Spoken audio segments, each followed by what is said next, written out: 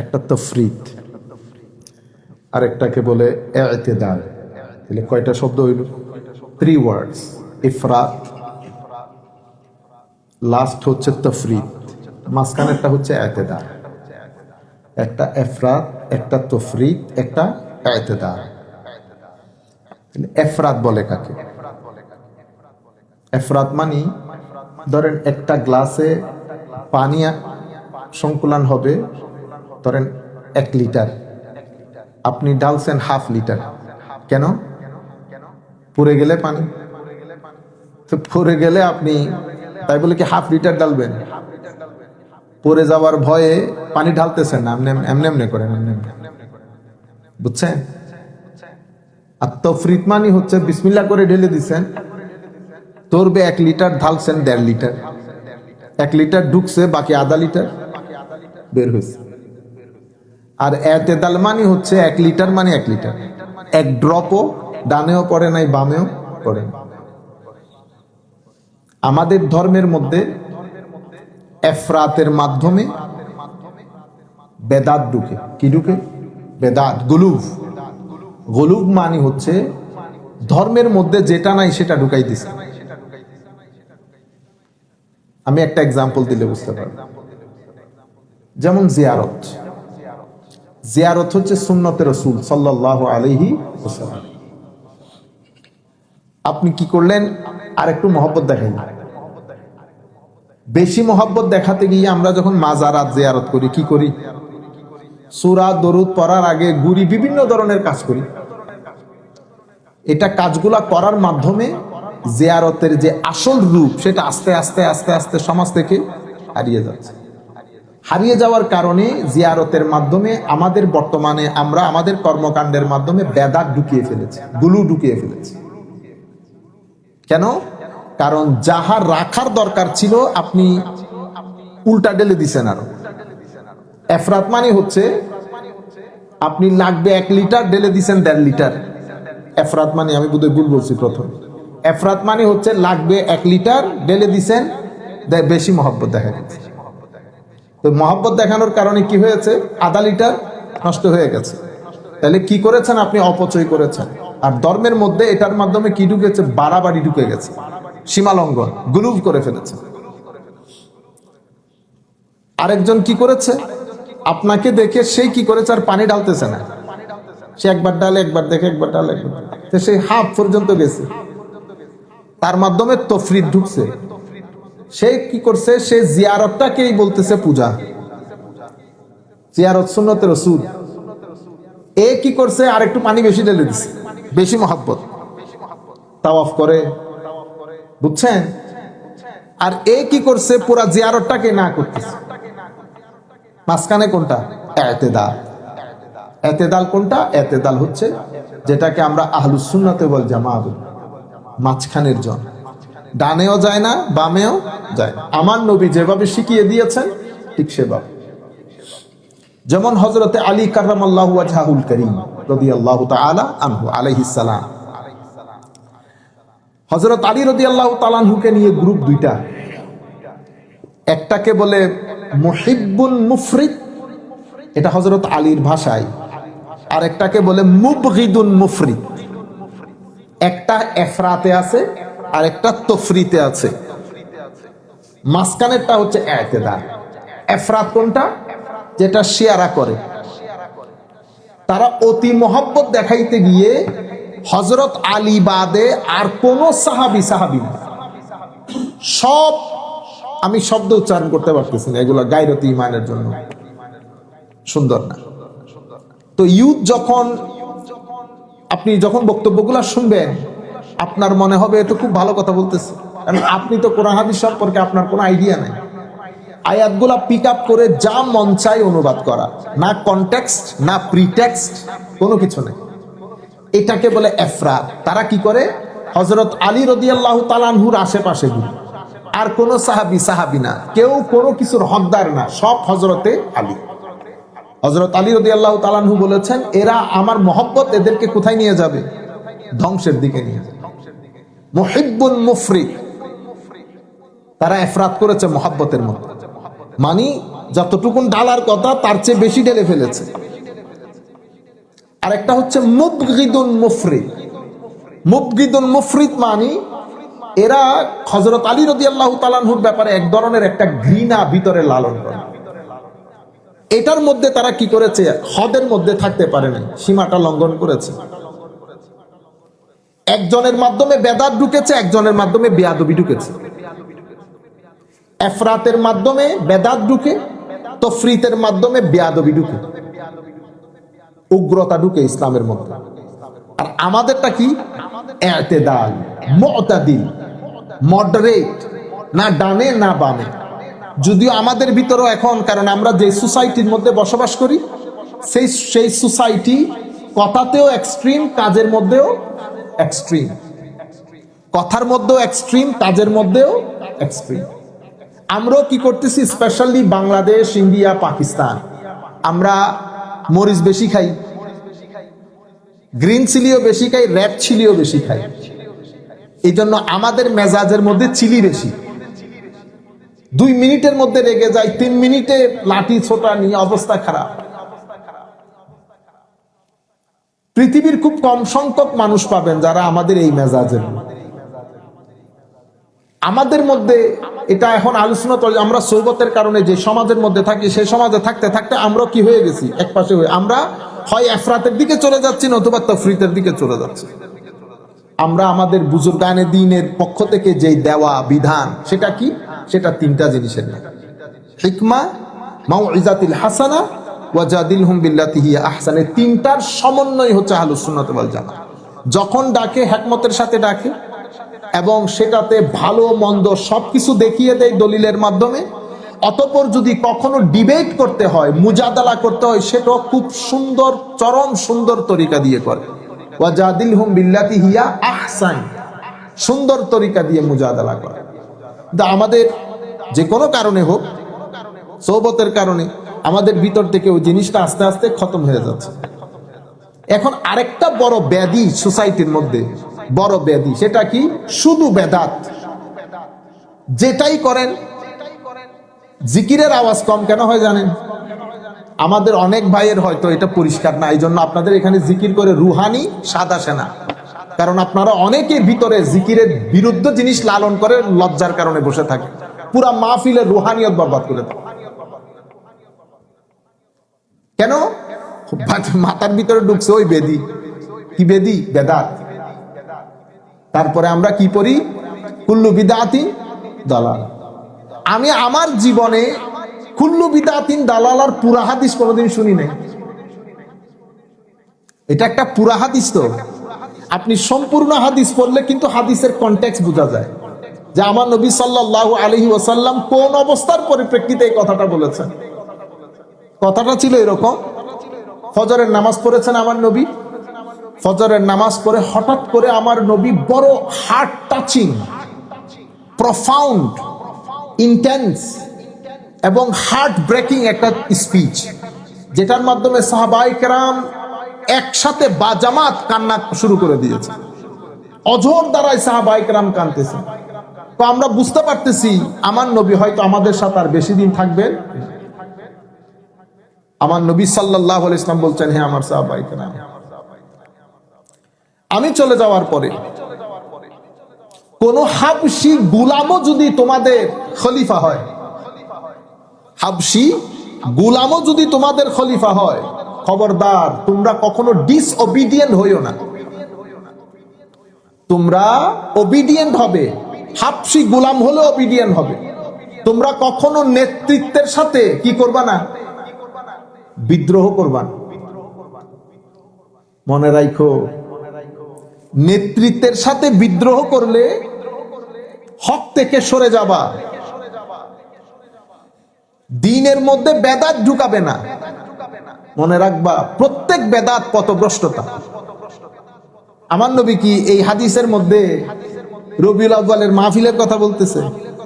রবিউল আউয়ালের মাহফিল যদি বলতো, তো আমার নবী ওই হাবশী গোলামের কথা দিয়ে কেন শুরু করেছে? এখানে আমার নবী কিয়াম মিলাতের জন্য ক্রন্দন করতেছে, আমি চলে যাওয়ার পরে আমার উম্মত কেমনে কিয়াম মিলাত করে আমাকে সালাম দিবে। আমার নবী এই জন্য মন খারাপ করছে? পুরা হাদিস কেউ বলে না, আমার জীবনে আমি শুনি নাই। কারণ পুরা হাদিস বললে সমস্ত কনটেক্সট আপনার সামনে চলে আসে।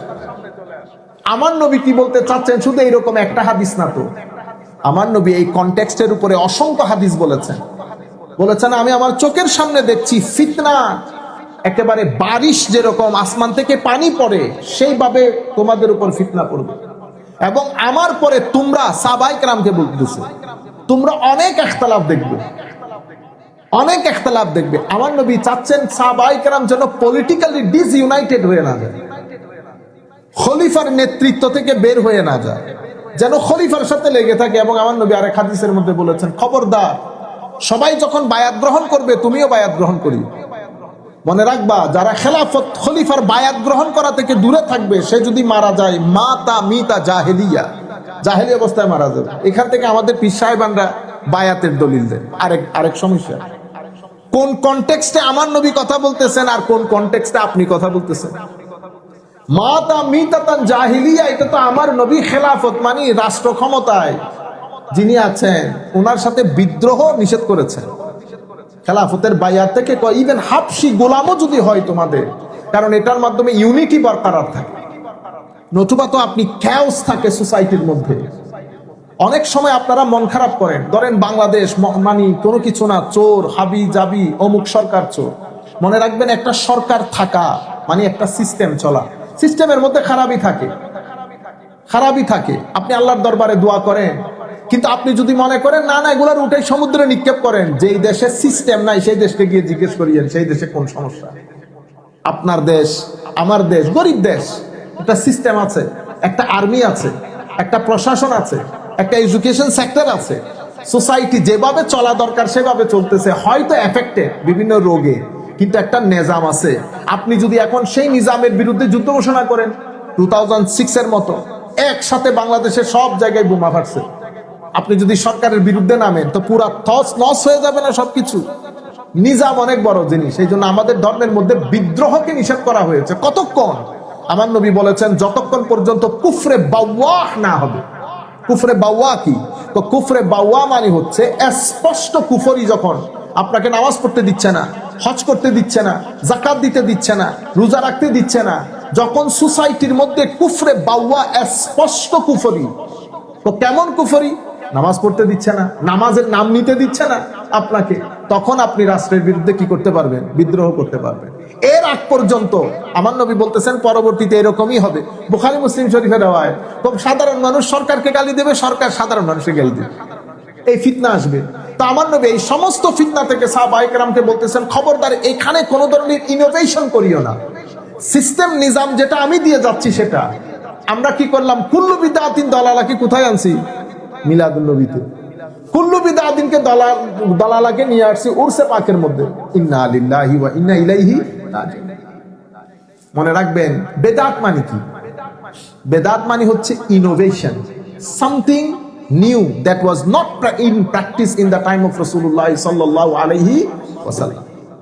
কোনো কিছু আমার নবীর যুগে ছিল না। Something was not in practice in the time of Rasulullah sallallahu alaihi wasallam. কোনো কিছু আমার নবীর যুগে না থাকা এটা শরীয়তের মধ্যে হারাম হওয়ার দলিল না। তারকুন নবী সাল্লাল্লাহু আলাইহি ওয়াসাল্লাম শাইআম মিনাল আশিয়া আর আমালাম মিনাল আমাল, কোনো কিছু আমার নবী ছেড়ে দেওয়া এটা আমাদের ধর্মের মধ্যে হারাম হওয়ার দলিল না। হারাম কখন হয়? যখন আল্লাহ এবং রসুল কোনো কিছুকে হারাম ডিক্লেয়ার করে। তাইলে হারাম কখন হবে? যখন কোরআন এবং সুন্নাহ কোনো কিছুকে হারাম ডিক্লেয়ার করে। বুঝতে পেরেছেন? এই জন্য হারামের লিস্ট নির্দিষ্ট। কোরআনে পাকের মধ্যে আমার আল্লাহ আপনাকে হালালের লিস্ট দেয় নাই। কিসের লিস্ট দিয়েছে? হারামের লিস্ট। হুররিমাত, কাকে বিয়ে করতে পারবেন সেটা বলে নাই, কাকে বিয়ে করতে পারবেন না সেটা বলেছে। কেন? কারণ কাকে বিয়ে করতে পারবেন এটা লিস্ট দিতে গেলে তো 6666 আয়াতের মধ্যে শুধু ওই লিস্ট দিতে হবে। সবাইকে পারবেন, কাকে পারবেন না? এই কয়েকজন মহিলাকে। হুররিমাত আলাইকুম উম্মাহাতুকুম ওয়া বানাতুকুম ওয়া আম্মাতুকুম ওয়া খালাতুকুম ওয়া বানাতুল আখি ওয়া বানাতুল উখতি ইলা আখিরিল আয়াত। কি খেতে পারবেন এটা লিস্ট দেয় নাই। এটা তো আপনি সব খাইতে পারবেন, কি খাইতে পারবেন না সেটা লিস্ট দিয়েছে। বুঝতে পেরেছেন? তাহলে আমাদের শরীয়তের মধ্যে যাহা নিষেধ তাহা আমি করব না। যার ব্যাপারে আমার নবী কোনো কথা বলেন নাই, আমার নবীর জমানায় জিনিসটা ছিল না, সেটা সময়ের মধ্যে সময়ের ডিমান্ড অনুযায়ী উলামায়ে কেরাম ফয়সালা করেন ওইটার ব্যাপারে। এটা আমি করতে পারবো কি পারবো না। কেন? কারণ ইসলাম তো কন্টিনিউ করবে। এই জন্য আমার নবী হাদিসে পাকের মধ্যে কি ইরশাদ করেছেন? আমার নবী হাদিসে পাকের মধ্যে ইরশাদ করেছেন বেদাত দুই প্রকার। কয় প্রকার? দুই প্রকার। এটা মুসলিম শরীফের রাওয়ায়াত। মান সান্না সুন্নাতান হাসানাতান ফিল ইসলামে ফালাহু আজরুহা ওয়া আজরুন মান আমিলা বিহা ওয়া মান সান্না সুন্নাতান সাইয়্যিআতান ফিল ইসলাম ফালাহু বিজরুহা ওয়া বিজরুন মান আমিলা বিহা। যেই ব্যক্তি ইসলামের মধ্যে একটা নতুন জিনিস, সুন্নাতান হাসানা, নতুন জিনিসের আবির্ভাব করলো, বুঝতে পেরেছেন? এটা যদি ভালো হয়, হাসানা ভালো হয়, এটার সওয়াব পাবেন। শুধু আপনি পাবেন না, কিয়ামত পর্যন্ত এই কাজ যারা করবে তাদের থেকেও আপনার সওয়াব যাবে, সাদকায়ে জারিয়া হবে, সওয়াবে জারিয়া। আচ্ছা, এরপরে ওয়ামান সান্না সুন্নাতান সাইয়্যিআতান ফিল ইসলাম, যারা আমার দ্বীনের মধ্যে কোনো খারাপ কোনো কিছুর উদ্ভাবন করলো, something which is not good, in contradiction with Quran and Sunnah, আপনি এটার গুণ নিজে পাবেন, কিয়ামত পর্যন্ত এই কাজ যারা করবে তাদের গুণ আপনি পাবেন। এই হাদিসের ভিত্তিতে উলামায়ে কেরাম বেদাতকে দুই ভাগে ভাগ করেছেন। এরপর একটা হাদিস আছে, মান আহদাসা ফি আমরিনা হাযা মা লাইসা মিনহু ফাহুয়া রাদ।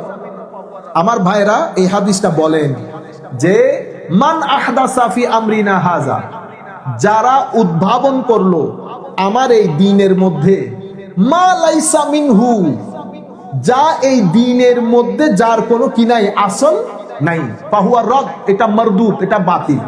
তাহলে আমার নবী এখানে কি বলেছেন? দুইটা শর্ত দিয়েছেন। কোন কাজ বেদাত হওয়ার জন্য শর্ত দুইটা। একটা হচ্ছে মান আহদাসা ফি আমরিনা হাযা, যেই ব্যক্তি কোনো কিছু উদ্ভব করলো আমার এই দিনে, ইনোভেট করলো, শুধু ইনোভেশন, ফাহুয়া মারদুদ বলেন নাই। মান আহদাসা ফি আমরিনা হাযা ফাহুয়া মারদুদ এটা বলেন নাই, মাঝখানে একটা শর্ত আছে। মান আহদাসা ফি আমরিনা হাযা, যেই ব্যক্তি আমার এই ধর্মের মধ্যে কোনো কিছু ইনোভেট করেছে, মা লাইসা মিনহু, যার কোনো আসল কোরআন এবং সুন্নতের মধ্যে নাই, ফাহুয়া মারদুদ, এটা মারদুদ। সুতরাং আপনি যাই করেন এটার আসল কোরআন এবং সুন্নতের মধ্যে থাকতে হবে, ডাইরেক্টলি অথবা ইনডাইরেক্টলি। এরপরে উলামায়ে কেরাম যখন কোনো কিছুকে গ্রহণ করেন, এটা শরীয়তের দলিল, এটা শরীয়তের দলিল। কারণ আমরা আমাদের শরীয়তের মধ্যে দলিল দুই প্রকার। একটা হচ্ছে আতিউল্লাহ ও আতিউর রাসূল, কোরআন এবং সুন্নাহ, কোরআন এবং সুন্নাহ। আর একটা হচ্ছে ওয়া উলিল আমরে মিনকুম, আমাদের মধ্যে যারা উলামা তারা। তবে তাদেরটা অ্যাবসলিউট না, তাদেরটা কন্ডিশনাল। কি রকম? সেটা কোরআন হাদিস বেসড হতে হবে। তাহলে বেদাত হওয়ার জন্য কয়টা শর্ত? নতুন কাজ, কোরআন এবং সুন্নতের বিরোধী কাজ, নতুন কোরআন এবং সুন্নতের বিরোধী। শুধু নতুন কাজ কখনো হারাম হয় না। যেমন আমরা মাদ্রাসায় পড়তে, আপনি এখন ছেলেকে মাদ্রাসায় নিয়ে গেছেন, মাদ্রাসা আমার নবীর যুগে কি ধরনের মাদ্রাসা ছিল? মাদ্রাসার মধ্যে শুধু কোরআন হাদিস বোঝার জন্য অনেক জ্ঞান পড়ানো হয়, গ্রামার, নাহু, সরফ, বালাগাত, ফাসাহাত, কত জাতের কিতাব পড়ানো হয়, এটা আমার নবীর যুগে ছিল না। এরপরে যদি আপনি এগুলা সব বাদ দেন, আমরা যদি হাদিসে পাকের মধ্যে যাই, তাইলে আমরা দেখতেছি এই বেদাত শব্দটার পজিটিভ ইউজ অসংখ্য সহিহ হাদিসের মধ্যে হয়েছে, সেটা আপনারা জানেন। যেমন হযরতে আব্দুল্লাহ ইবনে ওমর রাদিয়াল্লাহু তাআলা আনহু মসজিদে নববীর মধ্যে আমার নবীর হুজরা আনোয়ারের সাথে ট্যাগ দিয়ে বসে আছে।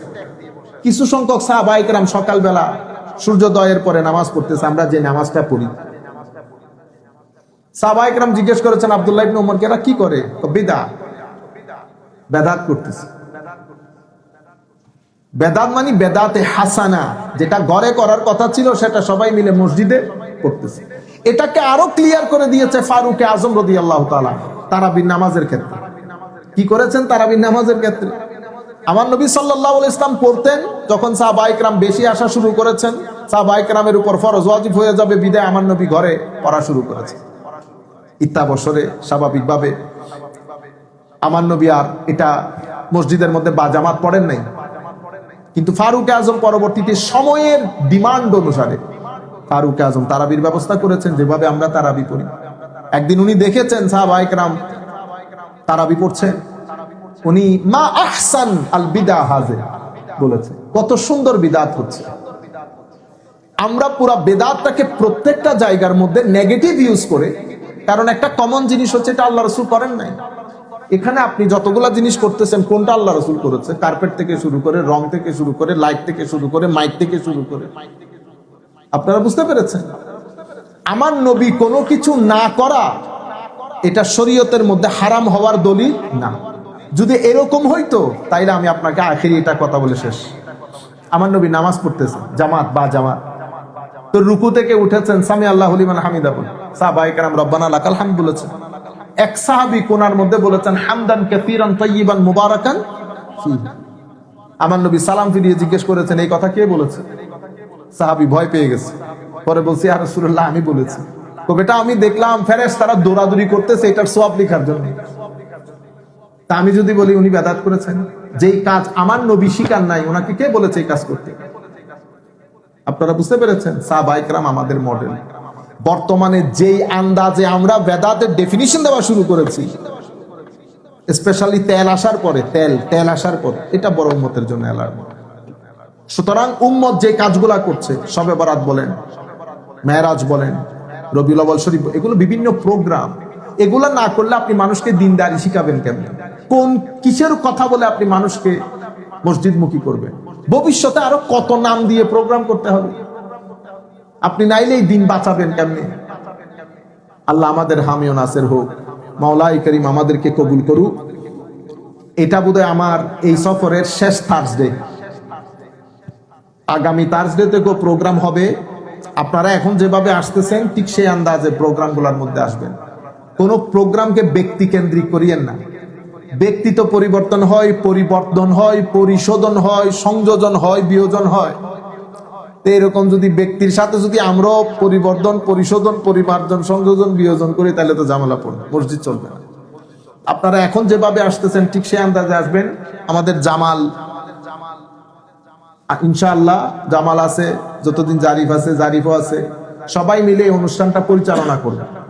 এই আন্দাজে সামনের দিকে যাবেন। যেভাবে জিকির হয়, কিয়াম মিলাত হয়, মোনাজাত হবে, আপনারা প্রত্যেক বৃহস্পতিবারে অবশ্যই এনশোর করবেন, মেক শিওর করবেন যে আপনারা প্রোগ্রামগুলোতে আসতেছেন। আল্লাহ যদি আমাদের হামি ও নাসির হয়, মওলাই করিম যদি আমাদের হায়াত রাখেন, তাহলে ইনশাআল্লাহ পরবর্তী সফরে দেখা হবে আবার। এটা আমাদের শেষ থার্সডে। আপনারাও দোয়া করবেন আল্লাহ রাব্বুল আলামিন যেন আমাদের গুনাহ ক্ষমা করেন। মাওলাই করিম যেন আমাদের প্রত্যেককেই আমার নবীর এই রেখে যাওয়া দ্বীনের সাচ্চা খেদমত করার তৌফিক দান করেন। ওয়া মা আলাইনা ইল্লাল বালাগুল মুবিন। আসসালামু আলাইকুম ওয়া রাহমাতুল্লাহি তাআলা ওয়া বারাকাতুহু। আপনারা একবার সূরা ফাতিহা শরীফ 3 বার